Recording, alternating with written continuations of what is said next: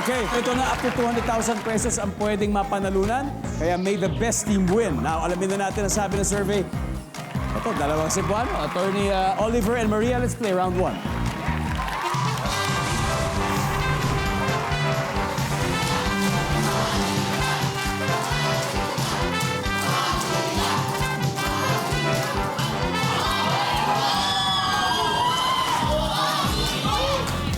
Good luck! Nag-survey kami ng 100 Pinoy and the top 6 answers are on the board. Kung oras na ng pagluluto, maiinis ka pag nalaman mong ubus na pala ang blank. Maria, Kanin. gusto mo kanin? Ano to? Luto? Luto na na kanin. Lutong kanin. Kanin! Wala. Attorney, kung oras na ng pagluluto, maiinis ka pag nalaman mong ubus na pala ang blank. Asin. Asin. Nandyan ba ang asin? Meron. Attorney, pass or play? Play. Alright, let's play round 1. Maria, balikan muna. House of Heartthrobs, Kit. Kung oras ng pagluluto, maiinis ka pag nalaman mo, ubus na pala yung yung blank. Patis. Patis. Survey. Oh, wala. Jay? Jay, nagluluto ka ba? Yes, nagluluto ako. Actually, nag-aaral ako culinary before. Oh, so wow. I think I have an idea. Nagluluto ako pero ubus na yung toyo. Toyo.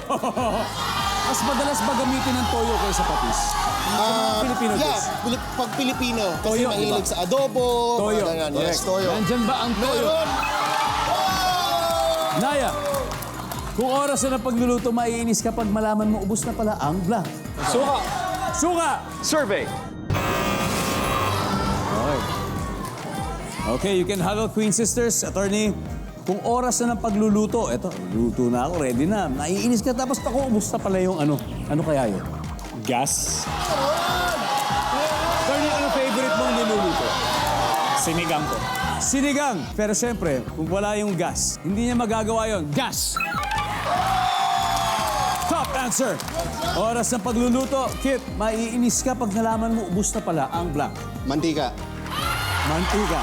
Survey says, nandyan yan! Jay, dadalawa na lang. Ito, galing kay Jay na talagang may culinary background at the same time. Mukhang siya yung nagpe-prepare ng sarili niyang pagkain. Sibuyas. Parang sa halos lahat, nilalagay ng sibuyas. Nandyan ba ang sibuyas? Yeah! Nadali. Naya, one last for the win. Nakakuha nitong round na to. Napagkahalata, nagluluto talaga to mga to. Kung oras ng pagluluto, maiinis kapag malaman mo ubus na pala ang blank. Naya, tubig. Tubig. Nandyan ba ang tubig? Wala. Alright. Queen Sisters, here we go. Janelle, isa na lang hinahanap natin, Janelle. Ano kaya to? I don't know. Rice? Yes? Rice? Okay. Francine? Paminta? Paminta? Oh, malalaman mo, ubus na pala yung paminta, maiinis ka. Justine, ano kaya? Paprika? Sorry? Paprika. Paprika? Mga spices? Maria, kung oras na ng pagluluto, maiinis ka. Pag nalaman mo, ubus na pala ang Pepper. Pepper. Paminta. Paminta. Sabi ni Mer, paminta daw. Malalaman natin, nandyan ba ang paminta?